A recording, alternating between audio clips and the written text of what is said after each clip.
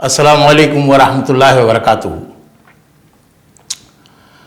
آج ایک خاص موضوع پر گفتگو کرنے کا ارادہ ہے۔ شاعری میں ہمارے ہاں دو طریقے سے بات کرنے والے سامنے آتے ہیں شعراء۔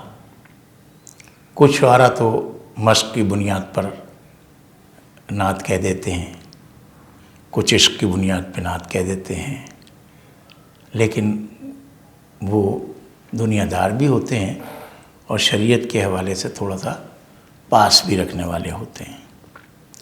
لیکن کچھ شعراء صاحب حال ہوتے ہیں۔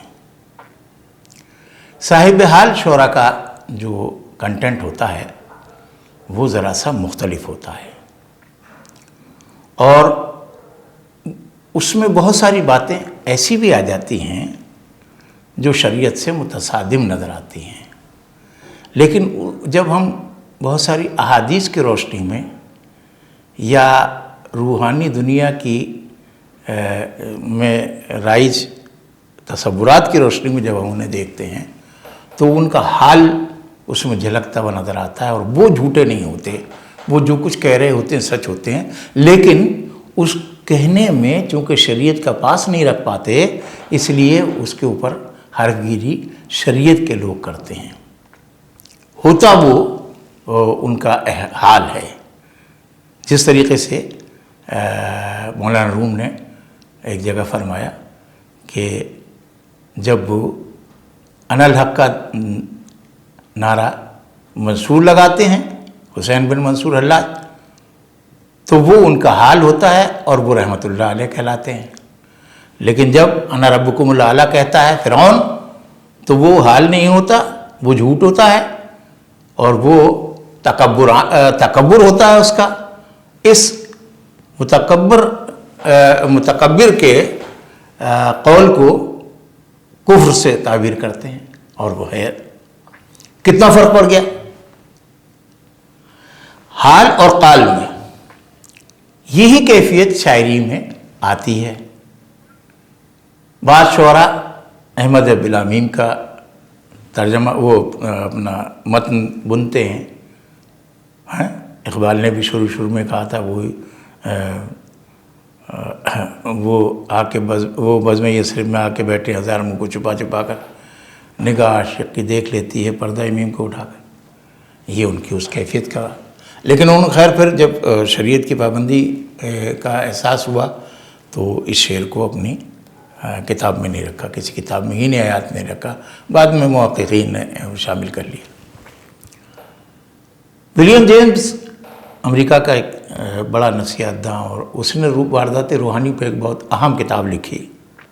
اس میں یہ کہتا ہے کہ دنیا کے جو صوفیانہ مزاج کے لوگ ہیں، ان کے مراقبات میں اور ان کی کیفیات میں، ان کے فکری ترفع میں بعض لمحات ایسے آتے ہیں کہ وہ جو کچھ بھی اس کیفیت میں کہتے ہیں، اس کے اظہار کے لیے ان کے پاس زبان نہیں ہوتی، اور جب وہ زبان کھولتے ہیں تو ایسا معلوم ہوتا ہے وہ کفر بک رہے ہیں، لیکن وہ ان کی کیفیت ہوتی ہے۔ یہی اطلاق اگر ہم ہمارے یہاں کے صوفیہ پہ کریں تو بہت ساری باتیں ان کے ہاں شاعری میں اس طرح کی آئی ہیں کہ جو سننے والا جو ہے وہ کہتا ہے کہ جی یہ تو عجیب سی بات ہے، یہ جھوٹ لگ رہا ہے، لیکن وہ جھوٹ نہیں ہوتا، وہ ان کا حال ہوتا ہے، ان کا حال ہوتا ہے۔ اور اس حال کے حوالے سے جو شاعری ہوئی ہے ہمارے ہاں، بصیری نے اپنی بیماری کا ذکر براہ راست حضور سے کیا ہے۔ اہل شریعت کہتے ہیں یہ تو صرف اللہ سے کہنا چاہیے تھا، تو وہ اللہ تعالیٰ کو بھی نبی اکرم صلی اللہ علیہ وسلم کے ذریعے ہی پہچانتے ہیں، تو نبی صلی اللہ علیہ وسلم کو اس بات میں یعنی یہ وہ سمجھتے ہیں کہ ہماری بات جو ہے حضور صلی اللہ علیہ وسلم تک پہنچے گی، اور اللہ کے کرم سے حضور صلی اللہ علیہ وسلم ہمیں اپنے فیض سے نواز دیں گے۔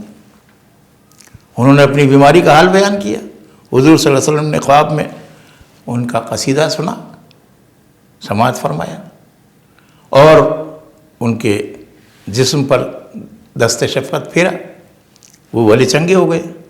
چادر عطا کی، وہ ان کو مل گئی۔ آنکھیں کھلی، تو آنکھ کھولی انہوں نے تو چادر رکھی تھی۔ صبح جب نہا دھو کے باہر نکلے تو ایک بزرگ مل گئے، کہنے لگے قصیدہ سناؤ۔ اب یہ باتیں وہ تمام ہیں جو جس کا ہمارے پاس کوئی مادی ثبوت نہیں ہے، یہ مابعوث طبیعاتی معاملات ہیں، اسی لیے ان پہ اعتراض بھی ہوتے ہیں۔ تو اعتراض کرنے والا ظاہر ہے کہ وہ مادی دنیا سے آگے نکلتا ہی نہیں ہے، تو وہ تو اعتراض کرے گا، اس کو تو وہ یہی جو نظر آ رہا ہے وہی ہے، وہی دنیا ہے، ماورا تو کوئی دنیا نہیں ہے اس کے لیے۔ اب وہ جب ان سے کہتے ہیں کہ قصیدہ سناؤ، انہوں نے کہا میں نے تو بہت سارے قصیدے لکھے ہیں، آپ کون سا کہہ لیں کہ کل جو تم نبی اکرم صلی اللہ علیہ وسلم کو سنا رہے تھے وہ سناؤ۔ تو وہ پھر انہوں نے ان کو سنایا بھی، لکھ کے بھی دیا، اور وہ چار دانگ عالم میں ان کی شہرت ہو گئی اور آج بھی ہے۔ اور جو روحانی دنیا کے لوگ ہیں اس قصیدے کو پڑھ کے اور بعض اشعار کو پڑھ کے اس سے فیض حاصل کر رہے ہیں۔ اسی طریقے سے بہت سارے بزرگوں نے، شاہ عبدالعزیز محدث دہلوی نے اپنے قصیدے میں حضور صلی اللہ علیہ وسلم سے اپنی بیماری کا ذکر کیا ہے، اور بھی شعراء ہیں، بلگرامی ایک صاحب ہیں، مجھے ان کا نام یاد نہیں آ رہا، انہوں نے بھی اپنی بیماری کا ذکر کیا۔ سب سے بڑی بات یہ کہ آپ کے آج کے دور کے آدمی نہیں، میرے حضرت اقبال، علامہ اقبال بھوپال میں فروکش تھے، نواب صاحب کی کوٹھی میں تھے، بیمار تھے، آخری ایام ان کے چل رہے تھے، زبان ان کی بند ہو گئی تھی، آواز بیٹھ گئی تھی، تکلیف بہت تھی۔ خواب میں کون آتا ہے؟ سر سید احمد خان۔ سر سید احمد خان ان سے کہتے ہیں کہ تم اپنی بیماری کا ذکر حضور سے کرو۔ اب آپ اندازہ لگائیے، سر سید احمد خان جو اس مادی دنیا میں تھے تو ان کا دینی شعور بھی تعقل پسند تھا،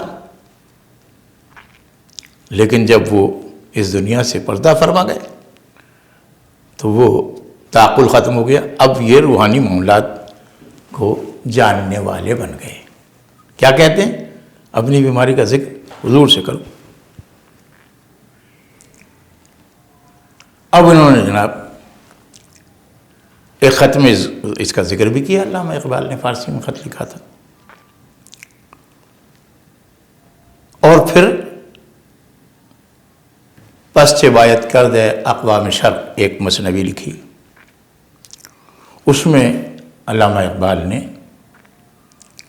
پہلے تو ادبار امت کے حوالے سے استغاثہ پیش کیا حضور صلی اللہ علیہ وسلم کی جناب میں، اور پھر اپنی بیماری کا ذکر کیا، اور بہت ہی زیادہ درد کے ساتھ اشعار کہے فارسی میں حضور صلی اللہ علیہ وسلم کی، ہاں یہ بات کہی۔ تو پتہ یہ چلا کہ اچھا اب یہ روحانی سلسلے ہیں، تو روحانیت میں جو بات آتی ہے وہ بہت ساری باتیں، اب اس میں ظاہر ہے شریعت والے کہیں گے بھائی یہ کیا کر رہے ہو تم، لیکن شریعت اپنی جگہ، طریقت اپنی جگہ، روحانیت اپنی جگہ۔ اب ان کی روشنی میں آج بھی یہ کیفیت ہو رہی ہے کہ بعض لوگ جو ہیں وہ چونکہ دیکھ رہے ہیں صاحبان حال کو، تو وہ بھی اپنی شاعری میں ایسی باتیں کر جاتے ہیں جو ان کے حال سے مطابقت نہیں رکھتی۔ وہ خالص دنیا دار لوگ ہیں، لیکن وہ اپنی لپ سروسز سے اس طرح کی باتیں کرتے ہیں کہ معلوم ہوتا ہے کہ صاحب یہ تو بڑے پہنچے ہوئے ہیں۔ تو بھائی نقل اور اصل سامنے آ جاتی ہے، اس لیے جو لوگ اہل حال نہیں ہیں وہ جو بھی شاعری میں اس طرح کی بات کریں گے کہ جو واقعاتی سطح پر بیان ہوگی اور غلط ہوگی تو وہ جھوٹ ہوگا۔ اس لیے صاحبان حال کی شاعری کو اسی پرسپیکٹو میں ہم دیکھیں گے، تناظر میں دیکھیں گے، اور صاحبان قال کو اس تناظر میں دیکھیں گے۔ صاحبان قال اگر اس طرح کی باتیں کریں گے تو ان کی زندگی کو سامنے رکھتے ہوئے ہم اس کے اوپر نکتہ چینی کریں گے، اور جو صاحبان حال ہوں گے اس کے لیے ہم کہیں گے کہ یہ ان کی حد تک درست ہے، اور جو لوگ اس شاعری سے متاثر ہو رہے ہیں اگر وہ صاحبان حال ہیں تو وہ چاہے جو کریں، لیکن جو صاحبان قال ہیں ان کو اس طرح کے احساسات اور جذبات کے اظہار سے پرہیز کرنا چاہیے۔ السلام علیکم ورحمۃ اللہ وبرکاتہ۔